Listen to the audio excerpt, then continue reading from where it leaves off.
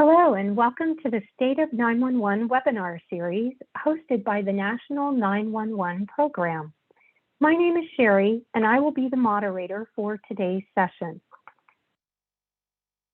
This webinar series is designed to provide useful information for the 911 stakeholder community about federal and state participation in the planning, design, and implementation of next generation 911 or NG911 systems. It includes real experiences from leaders utilizing these processes throughout the country. Today's session will cover the impacts of incident-related imagery in emergency communication centers, or ECCs, and provide an overview of the latest chapter of the Next Generation 911 Interstate Playbook on the successful interconnection of civilian and military ECCs. For closed captioning, you can hover at the bottom of the Zoom screen for meeting controls, then click the CC button to start viewing the captioning.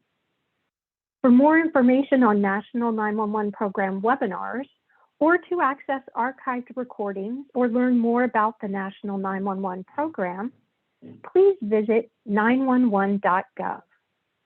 Feedback or questions about the webinars can be sent to the National 911 team at missioncriticalpartners.com. The National 911 Program would also like to make you aware the Documents and Tools section of 911.gov has been updated with new resources and improved access.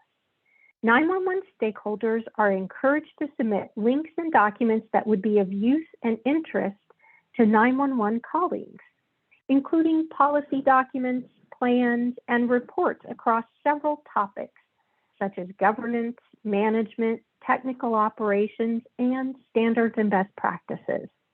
You may access the webpage under the 911 System Resources drop-down menu or scan the QR code in the bottom right of this slide.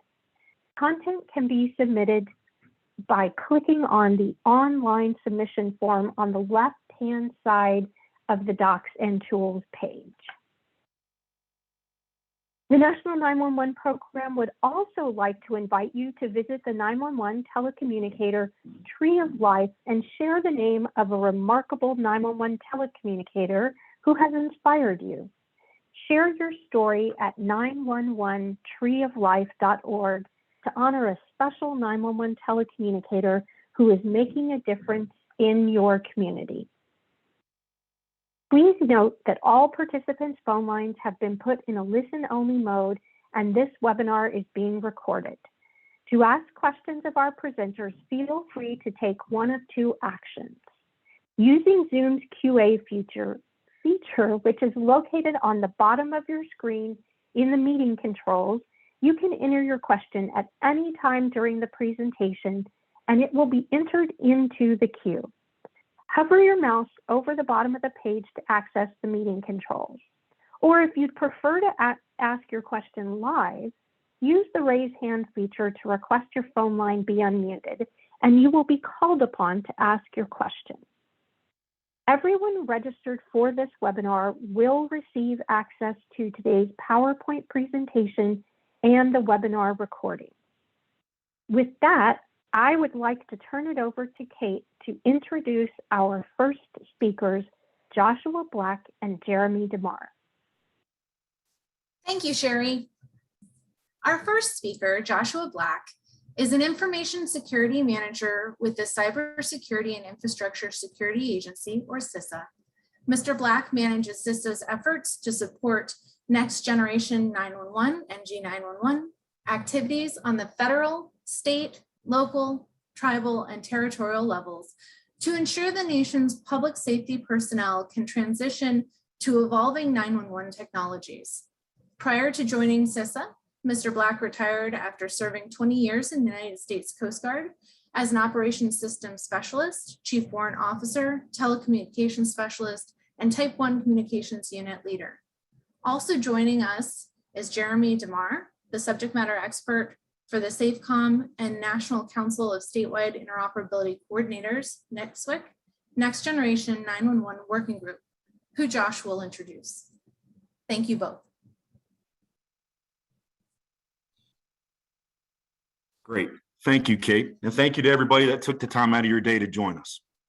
I'd like to give you a little bit of background on the SAFECOM and NCSWC Next Generation 911 Working Group and some of the other task forces that participate in those activities.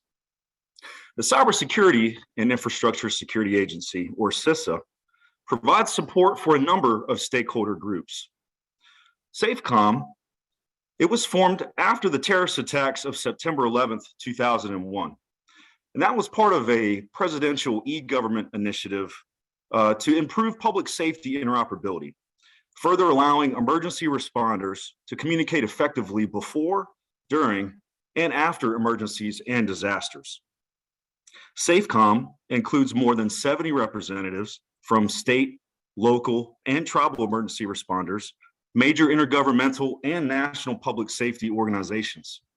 We also have several elected or appointed officials that participate in those activities. NCSWC is also another group. This group includes statewide interoperability coordinators from the 56 states and territories. And lastly, we have the Emergency Communications Preparedness Center, or the ECPC. This is a federal interagency focal point for interoperable and operable communications coordination. It's comprised of 14 federal departments and agencies. So within SAFECOM, NCSWC, and the ECPC are various committees, working groups, and task forces, as I said earlier. I'm the federal lead for the SAFECOM and NCSWC NG911 Working Group, which really focuses on issues related to 911 and next generation 911. Within those groups, we have a diverse membership of public safety organizations, 911 center administrators, trade associations, academic experts, and industry organizations.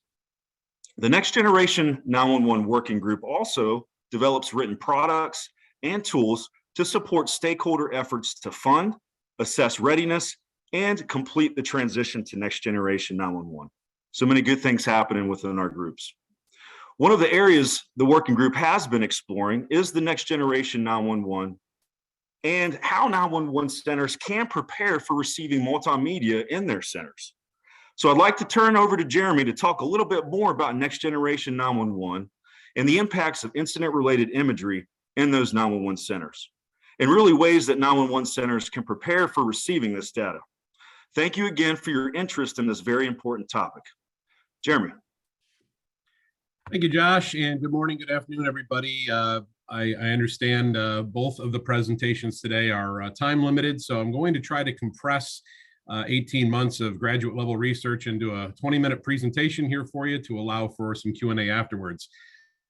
I want to talk a little bit about kind of how we arrived at this point, talking about incident-related imagery. Specifically, this was the result of 18 months of graduate level research at the Naval Postgraduate School Center for Homeland Defense and Security, which is a federally funded, DHS-funded program, which, much like SAFECOM, was formed after 9/11. So happy to chat with any of you after the fact if you'd like to learn more about the program, the master's program, and other programs there. Very happy to chat with you at some point if you'd like to talk to me offline about that, but an excellent program and I highly recommend. There's two things I want to talk about today for the purposes of this discussion, and I have about 20 minutes to do so. So what we're really going to be talking about is what the research suggests, what we kind of went through, how we kind of powered through it, but what we ultimately ended up determining after conducting the research. And then more importantly, how we're going to apply the research both operationally and administratively, because obviously much like many of you, I'm sure you've been in these sessions and you've heard a lot of great things about where we are, but I want to talk a little bit more about, where we can go and how we can look to improve on this. So we have a few slides here that aren't necessarily tiered directly to what I'm going to be talking about, but this first slide here kind of talks about the evolution of technology. Keep in mind, of course, that Next Generation 911 really on a large scale, largely started being talked about or discussed in or around the year 2000. So for well over 20 years now, we've been going back and forth with this, and there's been progress, but there's still a considerable amount of work to be done. And that's kind of what we're going to talk about this morning. So if you want to go to the next slide, we can probably go to that. Thank you. So what is the ultimate impact going to be? There were three general research findings that came out of my research into this topic. The first one was a lack of urgency fueled a lack of preparedness. We'll talk a little bit about that. Compounding stress when you add the incident-related imagery, and incident-related imagery for the purposes of today's discussion is really going to be still images, pre-recorded video, and streaming media into the PSAP in just about any form that you can think of, whether it's native to a social media application or coming in from an individual's phone, whatever it happens to be. So anytime you hear IRI or incident-related imagery, that's what we're talking about. So compounding stress is the result of that. And finally, challenges in recruitment and retention. So let me dive right into this. I will let you know that as I was trying to compress some of this information, I was actually going through the thesis that I published. The thesis is publicly available both on the Naval Postgraduate School website and on the Homeland Security Digital Library. The title of the thesis that I wrote is Next Generation 911, Policy Implications of Incident-Related Imagery on the PSAP. And again, it's open source. You can go out on the net and find it. If you're not able to find it, drop me an email and I'm happy to send you that file. So again, I mentioned the idea was first discussed, the idea of NextGen 911 was first discussed in or around the year 2000. But one of the reasons that we see this lack of urgency is because one of the founding blocks or foundational pieces that is required for next generation 911 to operate correctly is what's called an ESInet, or an emergency service IP network. The ESInets itself don't exist in most states. There are some states that have implemented them and are doing quite well with that. Keep in mind, my research now was published in 2017, so it's been a few years, but a lot of what I found in the research is still quite relevant today. There's an overall lack of understanding as well about what next generation 911 is all about, even at the high end PSAP and ECC level. This is another reason why we're seeing that there's not a lot of implementations occurring, or the industry itself or the profession itself is slow to adopt these technologies. As a result of this lack of understanding, the findings suggest that ECC leadership and stakeholders need to begin taking proactive steps to begin educating themselves and others about the benefits of next generation 911, and more importantly, including their frontline personnel and supervisors in those conversations. We also talk about compounding stress. 911, as you know, is already a stressful position. The research suggests that high-level stress calls occur roughly 32% of the time, and some of those calls would be child injuries and or fatalities, suicidal persons, responder-involved incidents and fatalities. So already situations that are already highly stressful.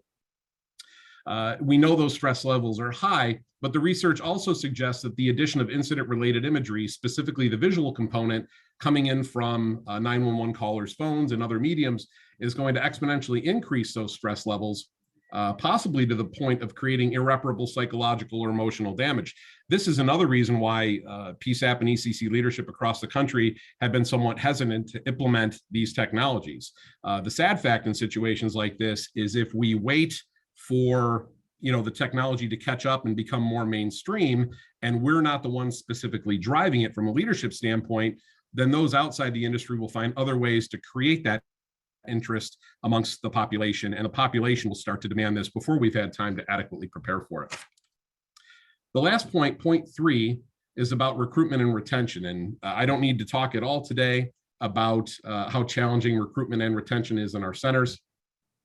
But one of the things that the research suggests is if recruiting and retention of top quality talent is to be expected, our hiring and training practices are absolutely going to have to be modified or changed at the administrative and operational level. This means that trainers will need to rework the way in which they're conducting training, and the way in which we're onboarding personnel and bringing them in and recruiting new talent are going to have to be modified as well.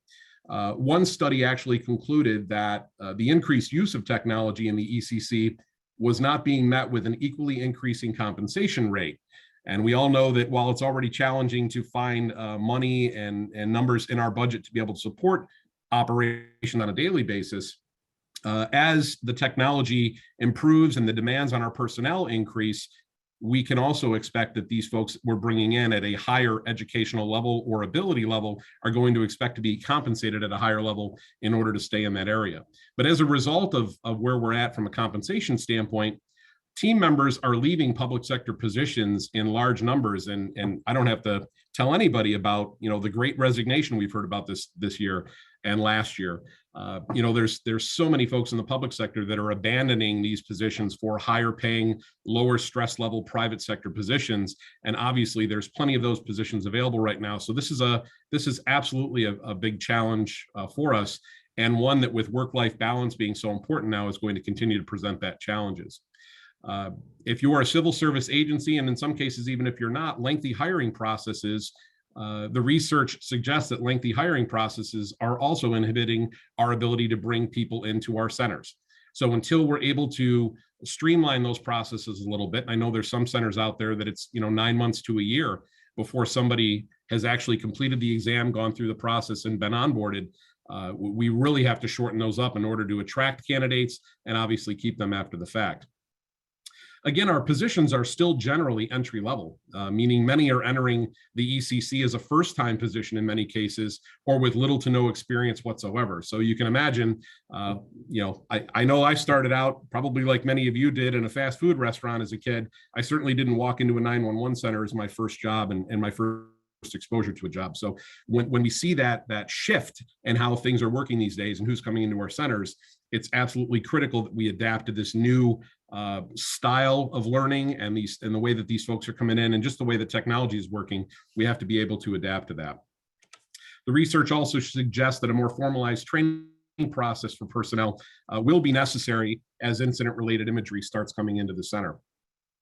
So what are some of the actions we can start to take now to try to kind of help move things along and improve our situation?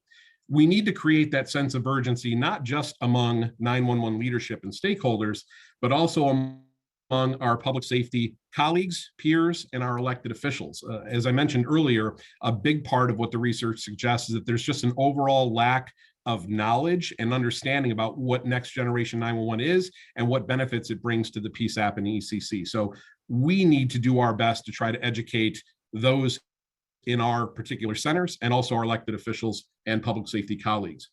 We want to explain the technology to them as well. We want them to understand that legacy infrastructure that is in place in most of the country right now, that many private sector vendors are trying to go out and educate and inform to try to improve those things.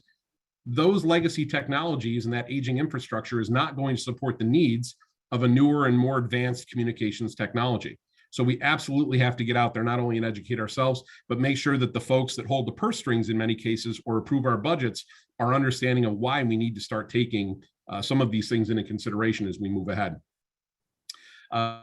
ECC administrative personnel need to begin discussing infrastructure cost. You can't wait. We cannot wait until the last minute to start going over what the needs are going to be, both financially and logistically for our centers, until the last minute to do this. So, one of the ways that we did it in the center that I worked for previously was we actually created a line item in our budget where every year we would drop a certain amount of money into this budget. So we start to build that up. So that's just one way that you can start to kind of look at that. Even if you haven't given any specific thought to how you're going to implement or what your strategy is going to be, start, putting that money away now so that you're ready or better prepared when the time comes. Collaborating with neighboring jurisdictions, counties, states, and other municipalities as it pertains to deploying an ESInet. If you don't already have an emergency services IP network deployed, that's going to be a fundamental aspect of deployment. You want to make sure and go through that you've got those relationships. Many of us have relationships, but have we really talked with our neighbors about the benefits of NextGen 911 and the importance of having these deployed ESInet? So that's one of the things we want to talk about. Start sharing expectations associated with incident-related imagery with your trainers and your frontline supervisors today. Start sending them white papers. There's a lot of information out there about incident-related imagery and how it's going to impact the center. There's a lot of different opinions and studies that are out there about that. But don't wait until the last minute to start talking to your folks about what the impact of these technologies is going to be. Resilience building is also going to be a big part of our success in the nation's 911 centers when it comes to rolling out NextGen 911 and receiving incident-related imagery. But frontline personnel need to be included from the very beginning. There is one program that actually I discovered during my research. If you're familiar with the National Center for Missing and Exploited Children, or NCMEC, they have a program called Safeguard, at least they did at the time of my research, which right now is specifically for law enforcement, and it prepares law enforcement officials for dealing with situations like child exploitation and other objectionable and graphic situations. But maybe partnering with organizations like NCMEC or even your law enforcement partners to find out how they're preparing, homicide investigators and technicians and so on and so forth for dealing with traumatic imagery and scenes. That's a lot of the same training that we're going to need to have at the PSAP and ECC level to properly prepare and equip our personnel. Proactive monitoring of personnel when incident-related imagery is first introduced into the center is going to be essential.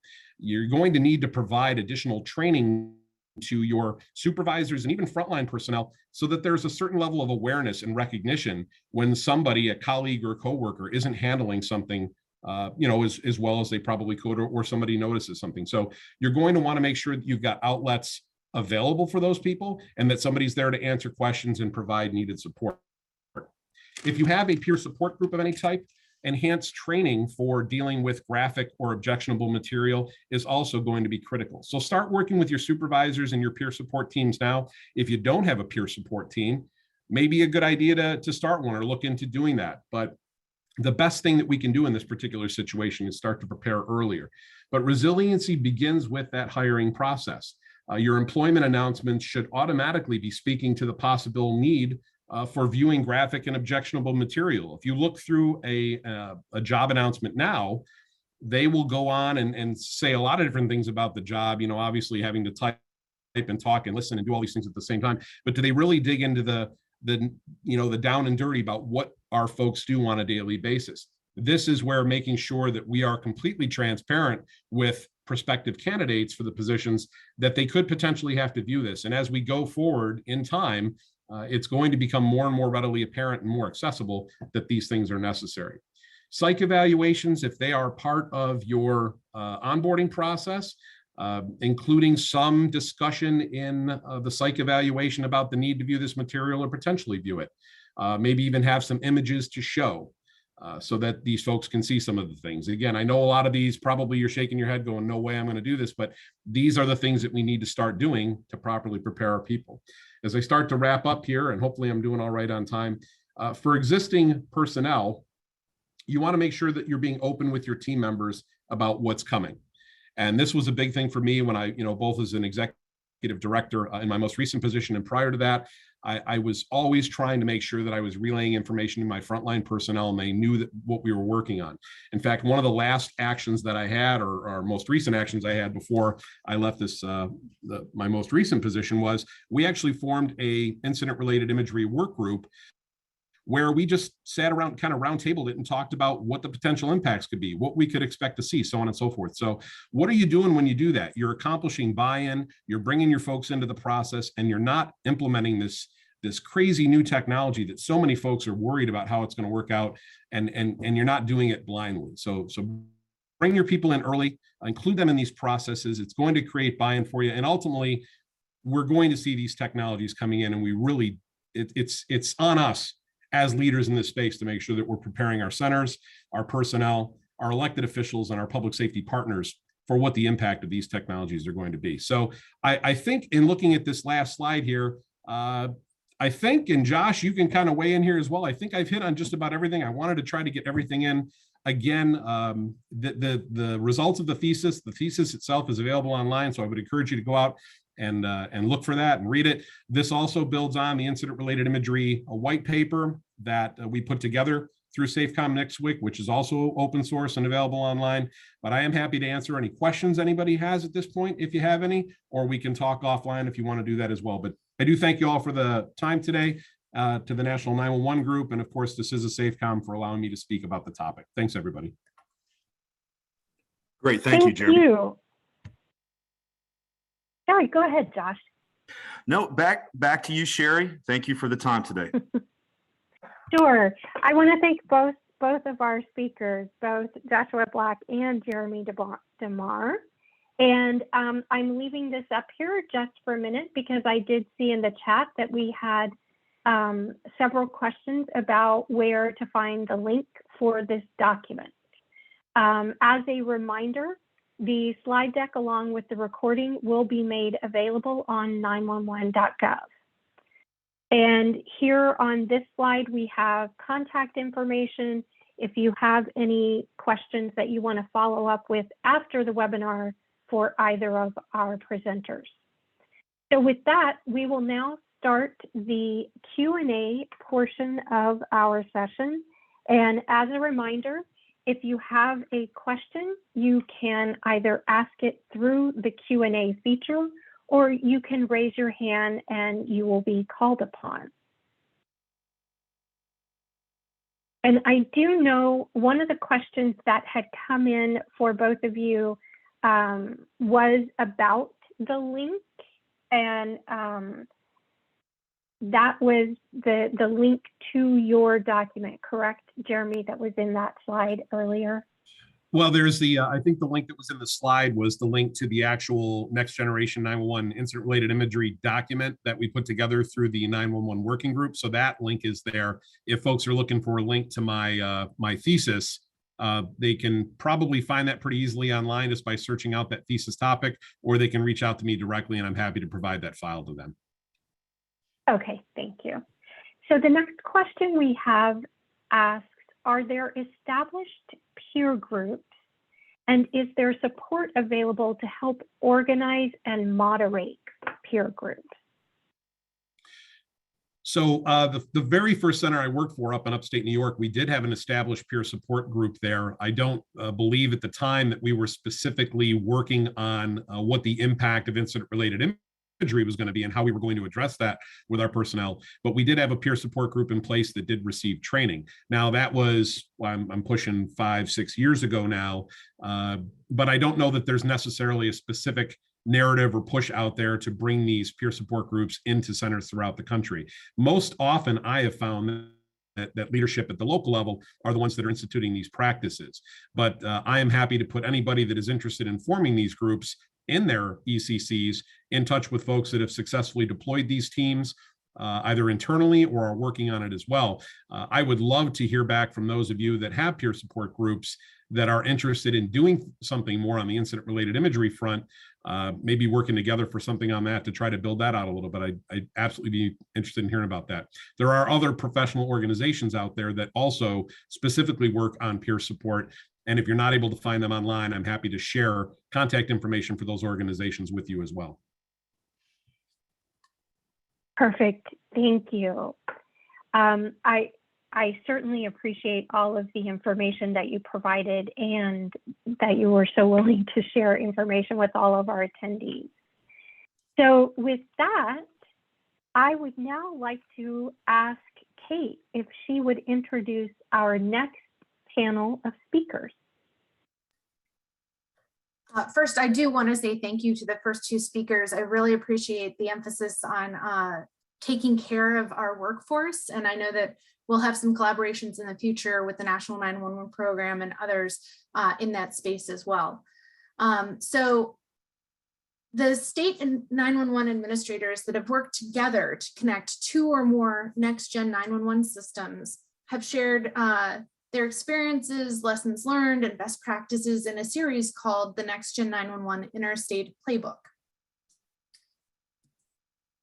The panel of speakers joining us today, Adam Wasserman, Andy Lanoever, are going to share their successes and lessons of the Pierce County and Joint Base Lewis-McChord and Washington State 911 program, detailed in Chapter 5 of the playbook.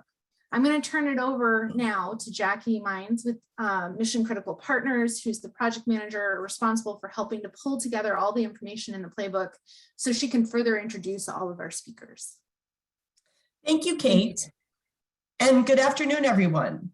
First of all, I've had the pleasure of working with Adam, Andy, Jeff Rodman, along with Nancy Pollack to capture the Washington, everybody on this call, there are on this panel, their experiences and their repeatable methods and tools that they utilized on their project to join the military PSAPs in the state of Washington with the Washington Next Generation 911 system. So with that, I am going to ask Adam and Andy. Jeff couldn't be with us today, but I'm going to ask Adam and Andy to introduce yourselves, give some background, and help us understand what your role and responsibility is in the state of Washington. Okay, thank you very much, Jackie. So I'm Adam Wasserman. I am the Washington State 911 Coordinator. And like many states, the actual operation of 911 is the responsibility of the county. And really from the state office, we provide, well, the ESInet and support financially and technically to the counties, as well as with procedures and standards and things like that. And then Andy, go ahead and introduce yourself.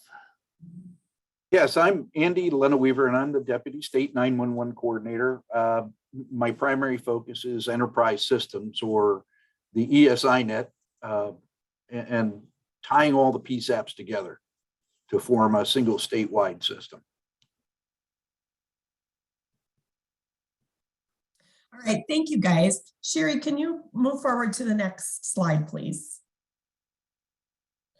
So just to give everybody a little bit of background, events such as the 2009 incident at Fort Hood, Texas, and the 2015 Armed Services Recruiting Center in Chattanooga, Tennessee, prompted the DoD to review their policy and commission several reports that illustrated the need for greater systems interoperability between military and civilian 911 communication centers and operations. The quote that you see on this slide comes from Protecting the Force, Lessons from Fort Hood, but I also listed there as one of the other reports, and I strongly encourage you to take a look at those when you have time. But let me turn it over to Adam. Why did you at the state and Pierce County desire to pursue this initiative to begin with? Because I think you were a little ahead of the curve on this one and ahead of some of these reports, as I recall. Yeah, so yeah, I having just retired from the military back in 2016, I obviously had a natural interest in how the military and the civilian side of 911 linked up as I moved into this job, and just seeing how it worked and how the interaction was. And as I looked at, Washington State, we have a strong relationship with our military partners and a strong military presence throughout the state. But we also have some very diverse relationships with the different bases and even the different services. So as Andy and I looked at that, and we noticed that in some cases, there are some really great relationships we have. A great example is Joint Base Lewis-McChord, where the county and the base share some equipment. The county helps support the base with some funding. And actually, we have a situation with Joint Base Lewis-McChord where parts of I-5 that run right through the base are actually covered by JBLM's 911. So for those of you who remember, about back in 2018, I believe, we had a train derailment of an Amtrak train that went right onto I-5. Those calls all went initially to JBLM and then out to the first responders. So we already had that great relationship with them. So as we looked and saw, concerns that the military was having in other states, we said, hey, we have a good example and some good, a good model here to set forth. And then we look at some of the others, our relationship with Navy Region Northwest. It's a little bit different. It's a great relationship, but different than the one we have with JBLM. And then we have Fairchild Air Force Base, a very small Air Force base out in Spokane, where the relationship was even different. So we saw that, hey, you know what? Different bases, different commands, they all are different. And we have almost kind of all of the examples here in Washington State. So why don't we step forward and kind of explain how we run things, how we think, some good examples and good best practices and move forward. Andy, you want to add anything to that? Well, yes. This relationship is expanding even more. Recently, the National Guard, the Active Army, the Marine Corps, and the Army Reserve, all over at the Yakima Training Center in Central Washington, we're doing some facility upgrades, telephone upgrades, and previously any 911 call from that facility went to the host county 911 center. And so now, because the National Guard was wondering where to point their calls, and they were getting mixed messages, we engaged with Joint Base Lewis-McChord, the emergency manager at Yakima Training Center, and Yakima County. And now the discussion is going on to make it more efficient. Maybe the calls need to go to the Joint Base Lewis-McChord PSAP for dispatch. So the communications continues. Today, we're trying to integrate Navy Region Northwest more fully into the into our ESInet, because they already have their own ESInet, and we've just established a stronger relationship between the host county of Fairchild Air Force Base out in Spokane. So it's very important that these relationships be established, not only for the technical connectivity to make us, in our case, a single statewide 911 system, but also for those mutual aid events like Adam has mentioned. And all the military bases have certain areas that they co-monitor and co-respond to with their civilian counterparts. So gentlemen, some of your counterparts in other parts of the country have run into maybe a little bit of resistance from the military. Could you describe if there were any initial concerns in your, kicking off this project with the military bases? There weren't, especially with JBLM, because we already had that existing relationship between JBLM and Pierce County. We weren't concerned there. Our relationship with the Navy, we weren't concerned. Out in Fairchild, just because it's kind of an isolated base, the communications between the base and the county weren't as free-flowing as we had liked them to be. And so we actually made a point, and Andy and I traveled out there to kind of sit down with both the county and the base to say, hey, you guys are right in each other's backyard. You need to open up this relationship. And so that was kind of a bit of an obstacle at first, but we quickly overcame it. And that highlights the key here is the communication between the civilian authorities and the military authorities. We're both trying to accomplish the same thing. And so we have to find those ways to get past any of the obstacles, speed bumps, or roadblocks. Sherry, next slide, please. So listed on the next slide are really the project objectives of Chapter 5, right? We wanted to have some actionable examples, share best practices, provide a set of tools. Can you tell us a little bit about the outcomes of this project overall that you were hoping to achieve? And do you feel that, you touched on this a little bit earlier, but any unexpected results that you weren't expecting, but pleasantly surprised, or maybe even some roadblocks you ran into that you weren't anticipating? Okay, yeah, I'll start initially. One thing we want to make sure with this, this chapter of the book, we wanted it to be, like it says in that first objective, actionable. So many times you hear stories from different areas and it just doesn't relate. So we really want to make it relate so that the other states could pick this up and go, oh, you know what? Our relationship with base X is just like Washington's relationship with JBLM, and what are they doing to help improve that? And, their relationship with the Navy in this area is just like our relationship with the Navy. And we want them to be able to see themselves so they can pick up and, of course, initiate any best practices and, just general overall tools that can, help the whole thing. And I know Andy was really instrumental in developing some of the tools. So maybe you could speak on those, Andy. So the key here, again, is the relationship building. The county and the military installation have to be one in what they're trying to accomplish. We're spoiled, I guess, because Joint Base Lewis-McChord and Pierce County have had and continue to have a very close relationship, not only from the response perspective, but how do they operate?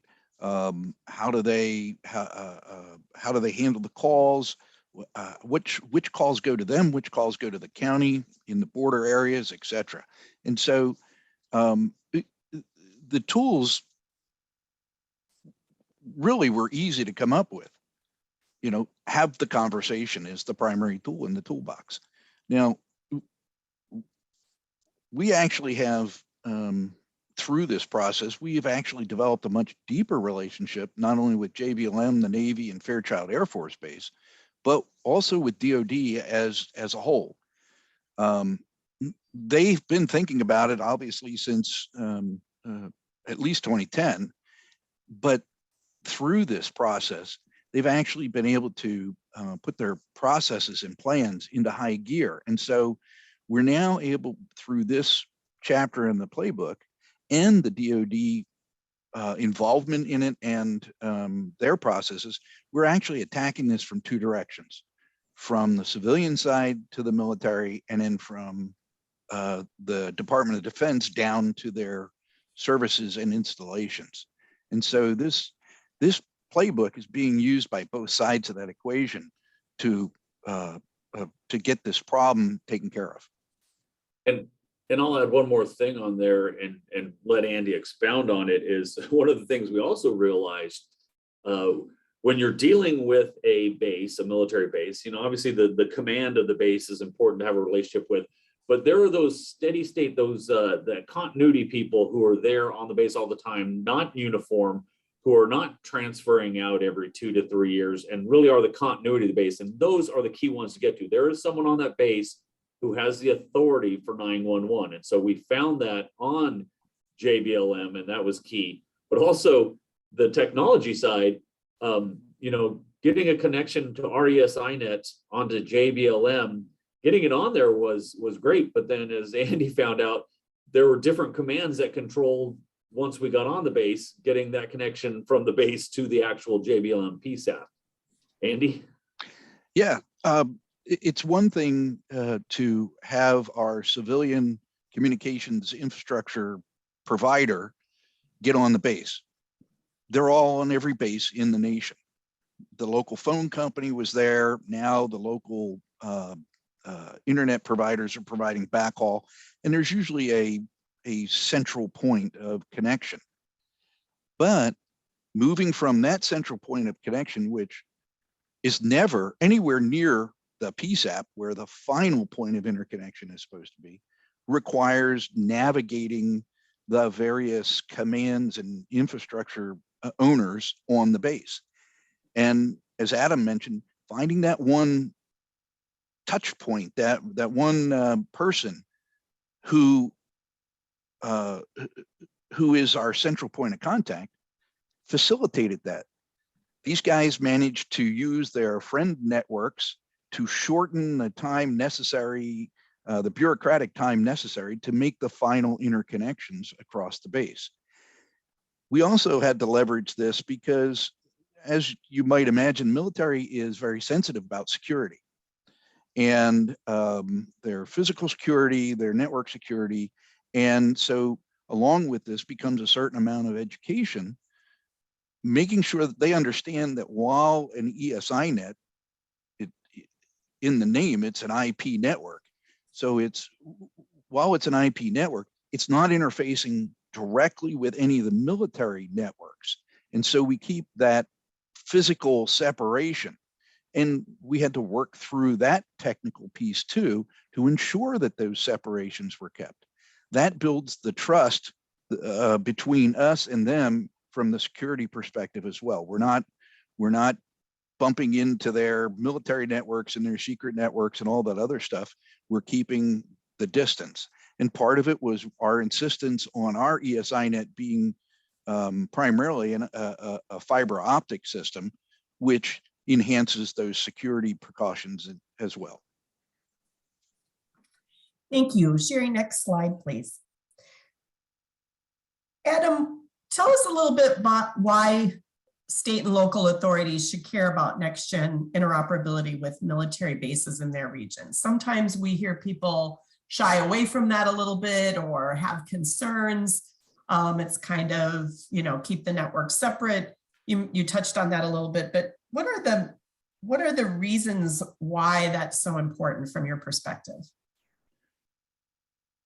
Well, and I think for any state or county that has a major base on their in their area, the people who travel on and off their base, they aren't just military. It's not separate anymore. Those military members that may live on the base, or some that don't, they live out in the community.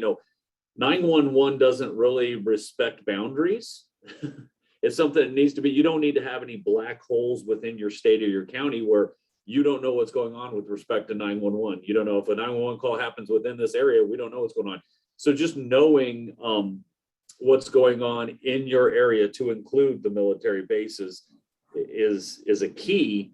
And if that's going to happen, again, events also don't respect boundaries either. So even events that happen on base can quickly come off base, be it a wildfire or even a law enforcement situation with an active shooter or something, and vice versa. Things that occur off base can quickly move onto the base or impact the base. So the military bases are part of our community, even though they are, federal land and everything else. They are part of our community, and the people on there are our fellow citizens. So that is why I think it needs to be seamless. I know there are a lot of rules and stuff in place, but as far as 911 goes and getting access to emergency services, it should be seamless. And as Andy mentioned earlier, every base you go on, they have an MOU with the local fire department to assist if they have a fire on base that the base fire cannot handle. And they have MOUs for law enforcement support and things like that. Those MOUs exist. The MOUs for 911 and how people access those, or how they have visibility on what's going on just outside the fence line or just inside the fence line, those are not as common, but that's a vital part of this. Thank you. Sherry, next slide. You guys have touched on how this collaboration can succeed, especially building relationships. And Andy, I wanted to know if there's any other things that you found were especially vital in making this successful. So we mentioned communication with the authorities on base that are responsible for 911, and expanding that to the technical authorities, the response authorities, et cetera, so that we build a holistic relationship. But what has to be remembered is that military bases are led by a military chain of command. And so we have to expand even further. Adam and the garrison commander at JBLM, they need to talk to one another. They need to understand what everybody's going to. And so we're establishing, luckily we work for the Washington State Emergency Management Division, and they have an outstanding relationship with the emergency manager over at JBLM, and 911 is under that emergency manager. And same thing is true for the Navy, not so much out at Fairchild. But beyond that, bringing the military installation folks into our 911 community as a whole is important. Inviting them to attend our conferences, inviting them to attend our collaboration meetings, being on our committees, our subcommittees, making them a full partner, just like the county folks are a full partner. And once they feel like they're included, then they're more willing to be part of the discussion and part of the solution. So inclusion is a big piece in addition to those relationship building. That's an outstanding point, Andy. On the next slide, we talk a lot about the process steps, and wonder if you would like to just help us understand, did you know ahead of time that these were the process steps that you were going to take, or did some of this just kind of naturally evolve? Were there things in this grouping that that you were surprised at? Maybe you said, uh-oh, we've got to do this. Just kind of elaborate on that. And Sherry, you can progress to the next slide. Thank you. So I'll take first stab at this and then pass it over to Andy. Yeah, most of those process steps we knew that we were going to have to deal with. Agreements, we knew that was going to be key. Nothing, nothing is true unless it's written down and signed by 6 lawyers. But we knew agreements was going to be a big part of that. Obviously, communications is the baseline and kind of the foundation for it all. As Andy mentioned, cybersecurity. That's a big one, because the military is very close hold and very, security is a big thing for them. But what they don't understand, and I think they grew to understand through the process, is we are just as concerned about cybersecurity when it comes to 911 on the outside as well. So, I think once we started talking and they started realizing that we take things just as seriously as the military does when it comes to 911, I think that helps some of the process. Funding. That is a key one that we kind of figured would be part of the process, but that different colors of money is a very challenge, especially when you're dealing with the feds. But JBLM and Pierce County have worked that out, where Pierce County assists them with some funding. And so that has worked its way out, but that is a challenging one. And then outage monitoring, I'm going to pass that one back over to you, Andy. So Adam mentioned that he was retired from the military. I completed a 33-year career in the Army, active Army, Army Reserve, and Army National Guard in 2015. And prior to that, I spent 20 years as a volunteer firefighter. So between all of that, I know what they're going through. I have an idea. I've never taken a call in a PSAP, but I know what the end result of all the PSAP actions are. And then the project communications agreements, all of these things are all part of being a project manager. And for lack of a better descriptor, that's what I spent 33 years in the Army doing: project management, crisis communications management. That was my primary role. Continuity of operations planning, and the Army is full of document. So none of this was odd to me, but how it fit into how JBLM did business and how it fits into the Navy and the Air Force at Fairchild, that is, we're in a learning mode there, because nobody's ever really taken that time in the past out at Fairchild. And with the Navy, they're split among 4 different counties, and so they have different relationships with each county. And so all of that was part of the communications plan. Now, outage monitoring, that is probably the biggest issue overall that we have with 911 in general. There are a lot of big issues, but knowing when calls are not coming through is a problem. And it's a problem on the ingress side, on the origination side. That's where the biggest problem is. We control the ESInet and outages between the originating network and the PSAP network. And so as part of this, JBLM, the Fairchild points of contact and the Navy points of contact are all part of our communication plan when it comes to outages. You may have heard that there was a network event in early December here in Washington, and JBLM and the Navy were both potentially affected, and so they were invited in just as a matter of course, right off the top. They were invited into the bridge so that they could get situational awareness from the rest of us and our providers. The one thing on this list that is really still something of a problem is GIS.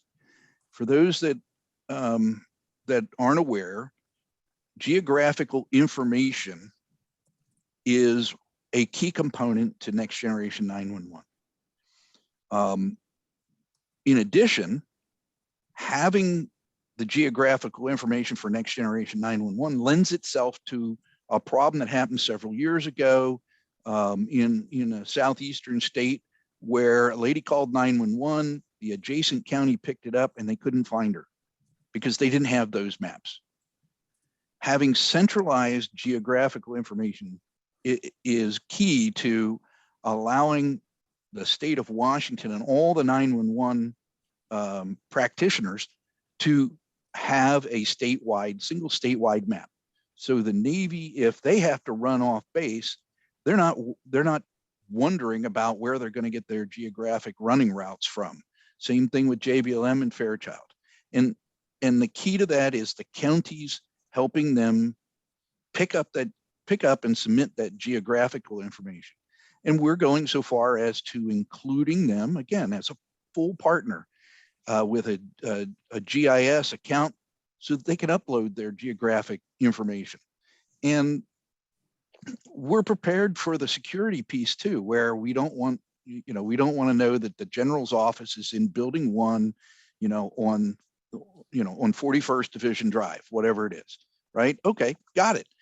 Just give us building 1 and 41st Division Drive. We don't have to worry about who's in it to get the call to the PSAP. They can worry about who's in it. So working out the geographical information systems data input, that's a big deal. Test plans, standard operating procedures, training, they're all fully included.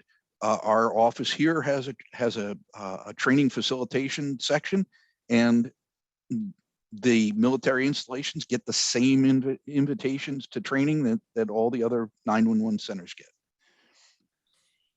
Well, I know that there is a lot that we could share with the audience. We've got a slide on lessons learned and also to talk about the different tools in place, but we're running out of time today. And I would just encourage everyone to really take a look at Chapter 5. You can find that on 911.gov. You can put in a search at the top. There's a little search bar and you can put playbook and you'll find all of the different chapters on the playbook. But I'd like to just ask Adam and Andy to, what would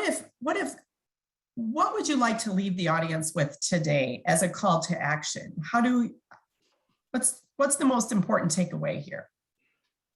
I think the most important takeaway is get engaged now. Go visit the bases that are in your jurisdictions, start those relationships, start building that trust. And don't worry if you don't have a military background or you're worried because you don't, speak the military jargon, whatever, you know what, it's likely that the people on the base, especially the base commander and them, know less about 911 than you know about the military. So, don't be worried, don't be afraid, just start that engagement early. And Adam, you just want to remind folks, looking at the attendee list, we got a broad section of 911 here. If you're a telecommunicator, if you're a technician, if you're a director, it doesn't matter what level you are, it doesn't hurt to become familiar with the 911 organization on the military installation near you. Understand who they are, what they do, and then the harder one, having not worn a uniform, is why are they doing it that way? And take the time to try and figure it out. I mean, who knows, if you're a telecommunicator at an adjacent PSAP, you're probably already getting some calls that belong to the base. Well, try to understand what they need from you so that you can make the transfer better. And then you can share with them so they can make transfers to you better. So that's the ask. Get engaged early. Don't wait until you're ready to implement your ESInet or your 911 system or whatever. Get engaged early, and don't forget your emergency management and response people, because they might not be as engaged with the military installation as well.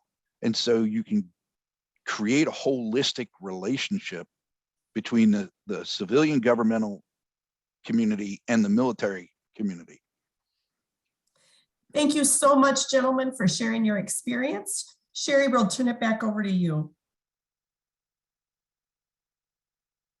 Thank you, Jackie, and thank you to Adam and Andy as well. And even though I know he couldn't be with us today, we appreciate the information that Jeff provided as well. Here on the screen, I do have contact information, and this will be included as part of the presentation when this is all uploaded to 911.gov. Since we are pretty close to the end of our time today, I'll remind folks that you can enter your question into the Q&A feature or raise your hand if you would like for us to call upon you. And it does look like that we have someone, Thomas Russell, who is sharing a link to a great resource for critical incident stress management and establishing peer support groups. So everyone should be able to see that. We did have a couple of questions that we were able to answer via the Q&A window without doing them out loud. And I also had a question that came in, Adam and Andy, on how you were able to work with the military, because we know that they have such stringent cybersecurity requirements. I believe you answered that, but I think you said that you stressed to them that it was just as important to you. Do you want to maybe provide just a little bit more detail? How did you convince them that it was equally as important to you? Well, we cheated. Adam and I and my security guy and my GIS guy were all retired military. So that was, again, we cheated, but it's not really that hard. You need to understand, and there's information out there to get it. You need to understand the military security mindset. Then you can try and find those touch points and have those conversations with them. And it's important. You don't go in and say, by God, this is how it's going to work, or else. And you don't let them say, by God, this is how it's going to work, or else. You have to facilitate that conversation so you can both meet in the middle and figure out how to make it happen better. Anybody's welcome to contact me, and we can talk through more detailed aspects of it if you'd like. Great. Thank you so much.